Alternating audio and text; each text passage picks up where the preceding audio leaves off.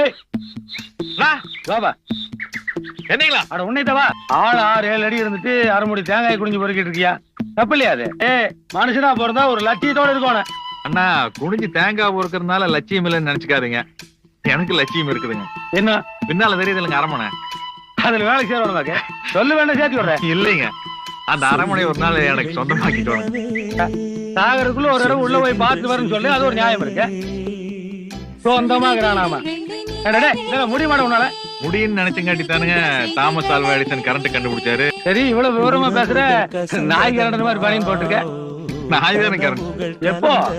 காலையில ஒருத்தர் தேங்காய் உடைச்சாரு. அதை பொறுக்கிறதுல எனக்கு நாய்க்கு சரியானு போட்டு நாய் ஜெயிச்சிருச்சாக்க. இல்லைங்க, நான் தானே ஜெயிச்சேன். நாயை கொண்டு போட்டேன். நாயை போய் கொண்டிருக்காம நாம முன்னுக்கு வரணும்னா அப்புறம் நான் என்னங்க மனசு நின்னுங்க ஏறி மிதிச்சு போயிட்டே இருக்க வேண்டியதான்.